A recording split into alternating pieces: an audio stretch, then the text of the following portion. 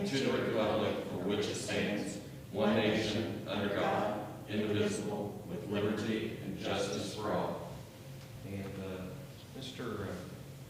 Johnson, would you do the prayer this morning for us? Sir.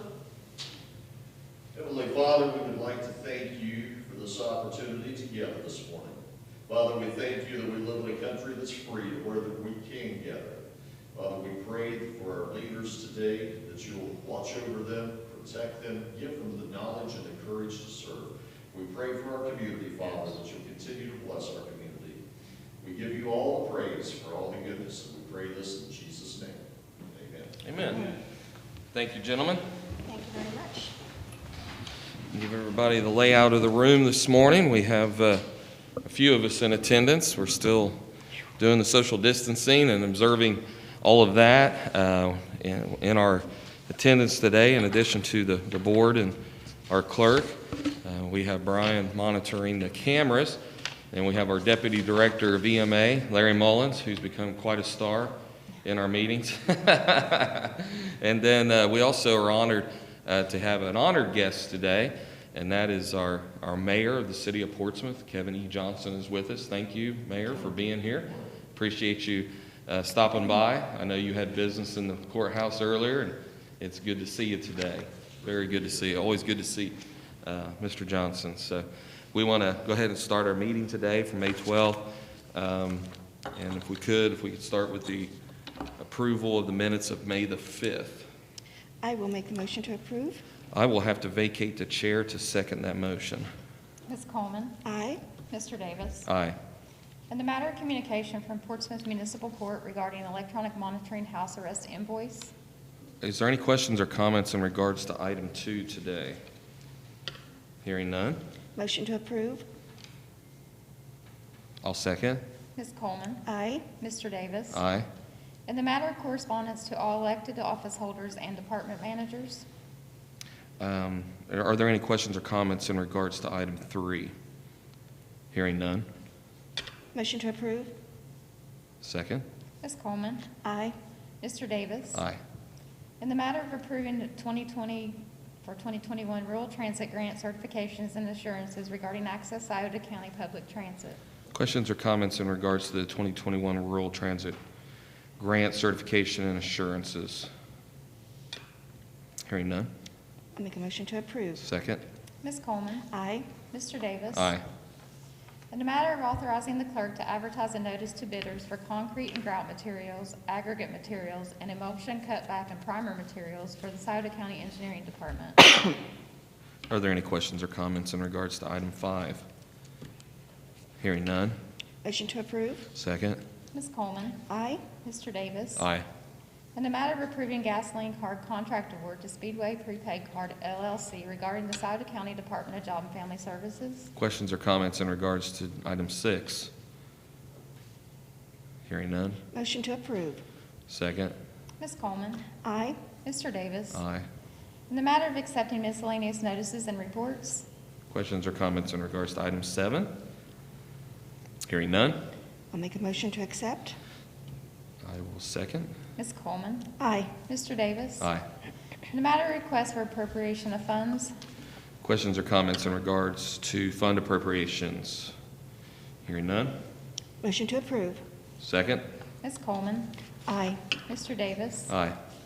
In the matter of grant amendment for the fiscal year 2020 Youth Services Grant Reclaim Grant for Scioto County Court of Common Pleas Juvenile and Probate Division regarding the realignment of funds. Questions or comments in regards to the realignment of funds for juvenile court? Hearing none, Motion to approve. second. Ms. Coleman. Aye. Mr. Davis. Aye. In the matter of approving payment of the regular schedule of accounts for the various funds, moral obligations, and the then and now certificates in a total amount of $203,518.21. Questions or comments in regards to item 10? Hearing none, Motion to approve. second. Ms. Coleman. Aye. Mr. Davis. Aye. In the matter of request for appropriation transfer of funds. Questions or comments in regards to item 11? Bless you. Hearing none, Motion to approve.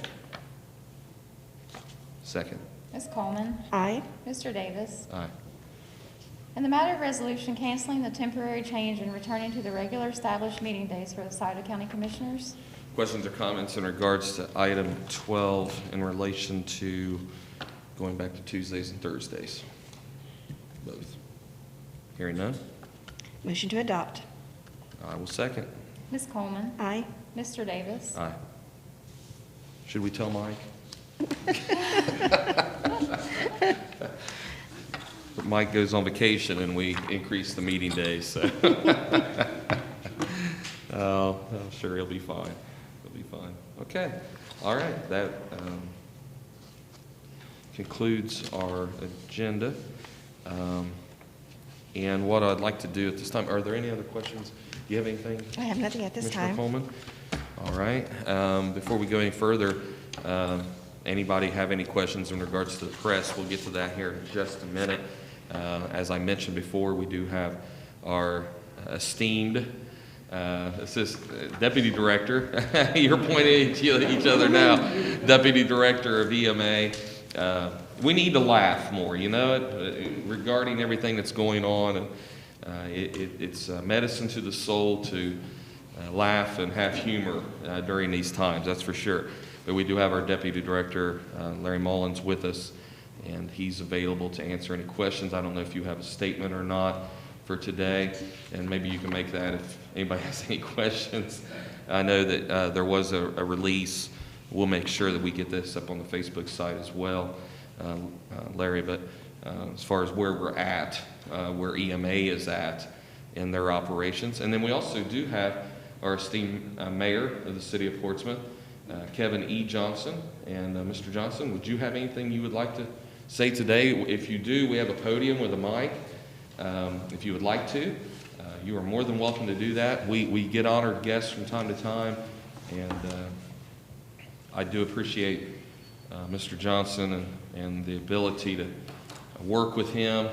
We talk often. I will say that we do, and as well as other city leaders, and we appreciate what you do for the citizens of Portsmouth. Thank you, Mr. Commissioner. And you know, anytime you offer a microphone to an elected official, I'm sure there needs to be a time limit, but I'm not up for re-election, so you don't have to worry. I won't go very long this morning.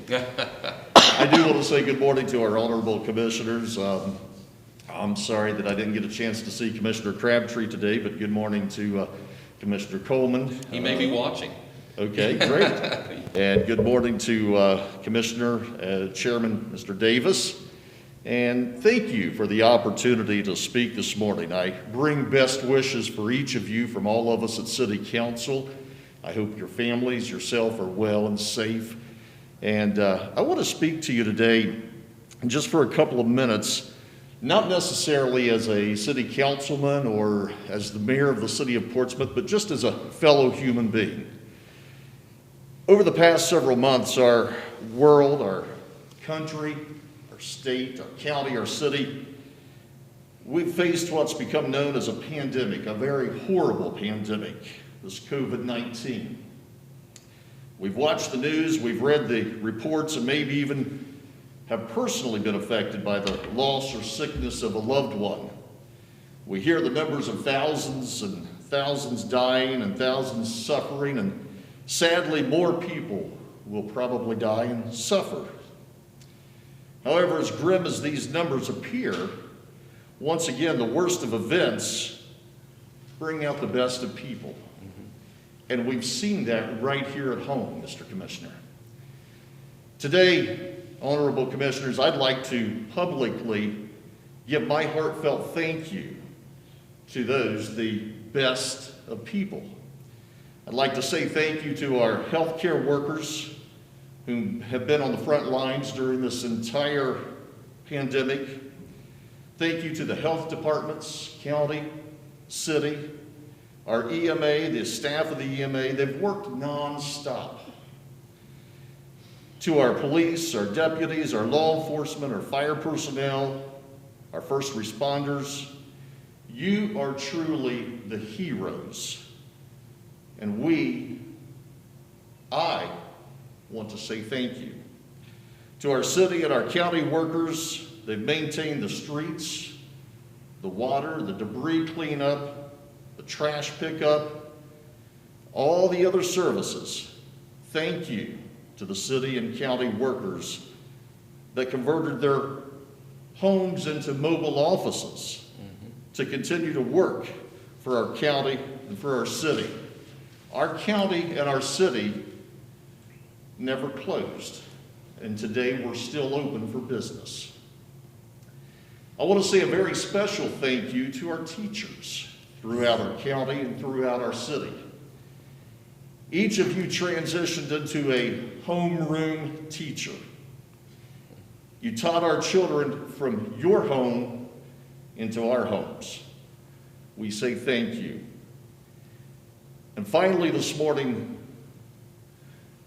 Commissioner Coleman, Commissioner Davis, and Commissioner Crabtree, if you are watching, I want to say thank you to our leadership.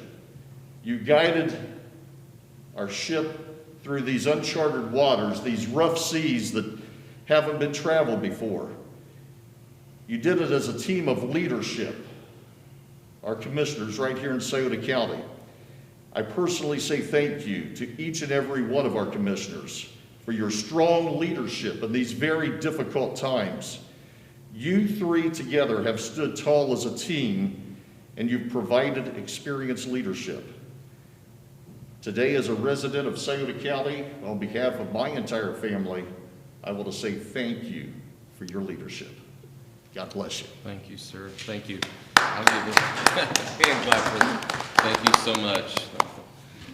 Kevin, we appreciate so much your leadership in the city as well, and just the hard work I know that you all do there at the city building. And if you would, please pass along our love and congratulations and really good wishes, best wishes for all of the council. I know I saw them last night on Facebook, and it was good to see. I think everybody was there. Almost certain that everybody was there, and it was good to see the staff as well, and the solicitor and your clerk and others. There were, there was others, but it was good to see everybody last night. We have definitely gone through uncharted waters, Yeah. and I can say that I don't think there's any government official here locally that's ever governed during a pandemic until now, and that is definitely something that we as a community should be proud of. As you said, people have done a wonderful job, a wonderful job. Thank you so much. I'm glad you're here today. Thank you. Thank you. All right. Well, with that, it's question and answer time. I think it is. Brian's back here smiling. I think we do have some questions. And Brian, if you would, approach the podium and fire away. This is the most fun I get to have all day. Our first question comes from Sin Mackley. Scioto County Daily News. She's actually directing the question to Larry. Come on over, Larry. Going forward, will there be a strategy in place to assure that government meetings can continue in the wake of incidents like a pandemic? Something the EMA would consider making part of a future emergency plan? I'll let you read it. Okay. Okay.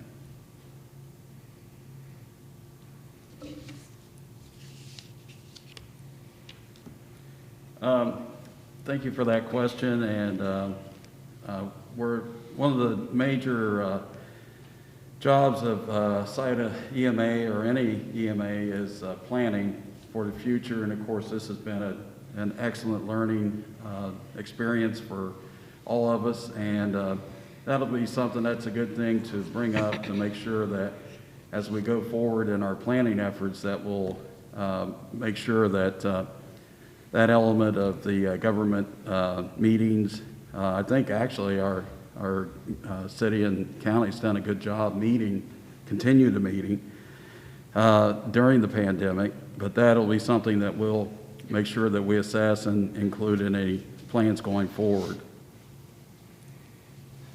Okay. That was all for you. They I just told called you he was a star. They called you out by name. Is that so the I only wanted to make one? sure. That's the only one you have? Wow. Yeah. Okay. Mr. Bill Shope, Okay, that's the voice. we have 4 questions. You want me to do them one at a time? And Yes, please. Please. That would be handy. do you have any safety concerns regarding the reopening of Ohio's economy beginning this week? Oh, well, of course. I mean, I think to say we don't would be a foolish response. We have concerns. I believe that as the economy reopens, and I believe it's being done slowly, that the protocols that are being put in place by the health departments, as well as personal responsibility of the employers, is going to be paramount to our success on whether or not we can do this and not see an increase or a major increase in cases. I think the governor's been very clear that they expect probably an increase in cases as a result of the opening up. They're gauging that, of course, with the risk of not opening up, what it's doing to our economy. So I have great confidence in our employers. I really do. I think they're just as competent as what the essential workers are and have been, and we have not seen a major spike from our essential workers. So I think all of them are essential. I think all jobs are essential. And I think concern, safety-wise, I think our health department is doing a good job in communicating the needs. And I would encourage any business that has not reached out to the health department that is wondering what the protocols should be. You know, what should they be doing in order to keep their employees and the public safe? I would encourage them to reach out to either the county health department or the Portsmouth City Health Department, depending on where they're located, and make sure that they're aware of what they need to be doing to keep people safe. But yeah, I mean, there's a concern, of course, but I have great confidence in our employers. I think they're going to do a great job, and I think they're going to surprise people just how well they do. Question number 2. How do you feel about how county officials have responded to COVID and running their respective offices? As far as the county elected officials, from the get-go, we discussed, how we would keep the what's called the COOP plan, or the continuation of operations plan, going, and we really left that up to the individual office holders, as they were responsible for their staffs and responsible for maintaining operations in their departments. And it is incredible, the cooperation, the communication, just the really hard work and thinking outside of the box and dealing with a situation we've never dealt with before. They have done a wonderful job. We know that it's not been easy. We know that there's been at times that you weigh a lot of things there. We have some departments that are very full of people, have a lot of employees. We have some departments that are not. So when you have more people and you're dealing with bigger staffs, it's even more of a challenge and trying. But they have come through in flying colors, and with flying colors, and it is just amazing how well I feel that they've done to make that happen. It was a lot of hard work, and it's still a lot of hard work, because a lot of these offices are still have limited operations, but they continue to do the work, continue to get the job done. And we know it's not always been convenient for the public. That was one of the things that we've had to weigh through all of this, is access to those offices in order to keep employees and the public safe. But I think they've done the best job that they could possibly do, given the circumstances that they've been given in which to operate. It's amazing how quickly they transition, under the circumstances. It's amazing to me. Yeah, in some cases, we had entire staffs that had to be split in half, with half the staff at home and half the staff here, and then alternating to keep at least half the staff safe so that if someone did become infected, that staff, that half would have to go into quarantine and the other half would have to keep things running. Those are the kind of things that we had to consider, they had to consider, and come up with a plan. And that took technology too, getting people wired at home to be able to work from home. So there was a lot of work that went into that, and they did a great job, amazing. wonderful job. So. When do you feel meetings will open back up to the in-person press and public?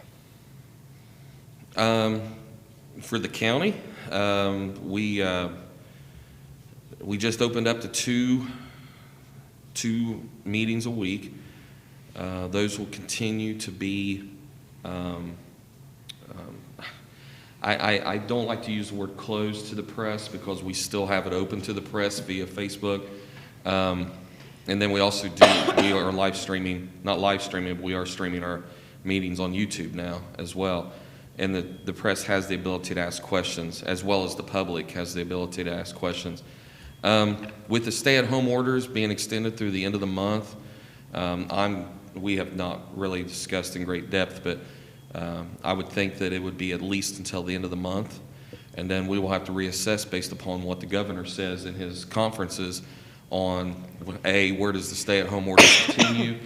Will it continue? And B, directions for government offices. I had people ask, why are we wearing masks? We had that question because, they said we didn't necessarily have to wear masks. Well, we do. As public employees, we are being told that we have to if we are in a public setting. So we're doing that. So there's some rules that are in place from the state for us that aren't necessarily in place for the rest of the population. So, we're abiding by those to the best of our ability where it makes sense. But I'm thinking probably the end of the month, somewhere around there. And as soon as we can, we want to open that up because it sure is a lot easier to be able to do that. But we want to do it safely. Have you received a response from the governor on your letter? No.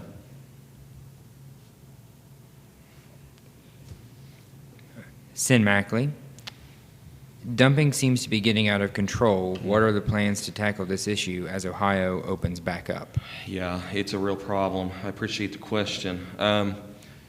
We are seeing a lot of it. It's really frustrating because we do. Mayor Johnson, correct me if I'm wrong, but the transfer station is still working, right? Yes. So, people have access. The problem is it costs money, and you can take large items to the transfer station. I was up on top of Pond Run, up on the top of the hill the other day, cutting across from 73, and there was a bunch of furniture. There's always furniture on top of that hill. So frustrating, and it's a real problem. Right now, we don't have the crews to go out and get that because we typically use folks from STAR, the Community-Based Justice Center in Franklin Furnace, which they go out every day typically. And then we also have our work release program. I know that the city uses inmates as well in their probation department to pick up trash, stuff like that. So when you don't have this extra manpower to go and do that, it's really causing us to have major headaches. As soon as that frees up, we have a lot of work to do. We have wonderful citizens that are going out and cleaning up the best they can, but these heavy items, it's a real problem. So as soon as things are lifted, the employees can go out and feel safe and not have the exposure. We'll address that the best we can. Right now, we are very aware of the problem, very frustrated with the problem. We've always had a litter problem here in the county. I don't know why people think that the great outdoors are their personal trash bin, but we ask citizens to please refrain from throwing your trash out on the roads because it is accumulating. It's getting worse. And as the city, I know the city does a lot of grass cutting. The county does too. As they go and cut that trash, it's embedded down in these tall grasses. They just get chopped up into smaller pieces and makes it even harder for us to clean that up later. So as soon as it as soon as this breaks, we'll definitely be getting crews out, and we'll Brian, get it I addressed. might add that some of the townships are still having their spring cleanup. They days are, yes. This month. Yes, so, yeah, if you look on Facebook especially, I see a lot of the announcements. If you have a question about your individual township, please contact your township trustees, the clerks there, and find out when those days are, because several have scheduled, several have rescheduled or postponed, but they will have them. They try to work in tandem with the solid waste district as well on those. But yeah, that's a good place to be able to take your Big items. different items, so heavy items, couches and things like that.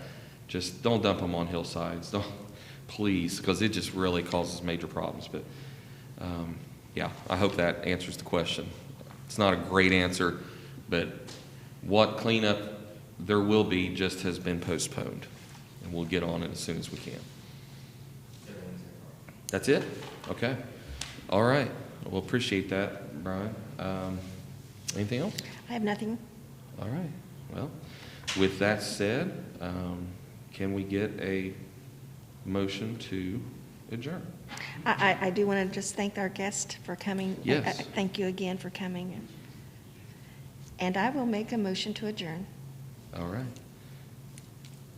You know what, before we do, I do want to address one thing. Okay. Before we adjourn, and it has to do with item 3. And there's a letter, and if the press wants a copy of it, that's fine, but I can sum it up really quickly for everybody. We are no doubt going to realize a loss in revenue from the loss of sales tax, things like that. We don't know what that's going to be. There's a lot of variables that are involved. But with that said, one of the things we've always really tried to do is to live within our means. And I think that's good advice for anybody at home and especially for government. And I think we can all say a hearty amen there, that government needs to live within its means. And we've always tried to do that. We've always tried to have a very fiscal, very conservative approach to our fiscal house. And thank goodness we have carryovers, we have set aside monies that through this, we're going to weather this storm. I feel confident sitting here today, knowing what we know, we're going to weather this storm. But what we don't know is how long this will continue. We don't know 30 days from now exactly what we're going to be dealing with. We also don't know about some needs that are going to rise or crop up that we've never even thought of before, but are going to become known as a result of this pandemic. We were talking about preparation. You know, what do we do to prepare for the future? And we don't know about funding cuts from the state of Ohio. We don't know about funding cuts from the federal government. There's a lot of things we don't know about. So with that, we prepared a letter of communication to our office holders and department managers, basically in so many words and saying that everything I just said, but in addition to that we need to tighten our belt, that we have to keep expenses at a minimum, and we need to do everything we can to make sure that all of our budgets are in line and we don't go outside of those parameters, because we don't know where this is heading. And the amount of time that we're going to be able to defray the impact of this will be very much contingent upon whether or not we do our job to stay within our spending limits. So we're not calling for a cut, because we don't even know where that's going to be. We won't know for a couple months now exactly if that'll even be necessary. We're not asking for a hiring freeze. That's pretty much in place already, though nobody's hiring right now.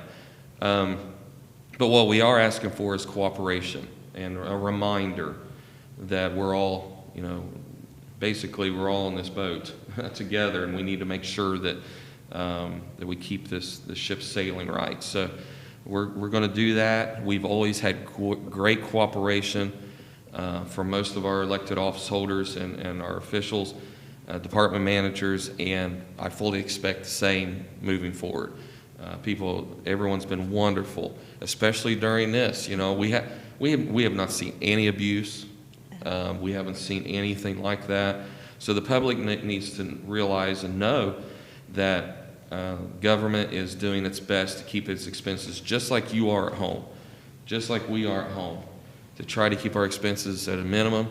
There's a lot of people out of work right now.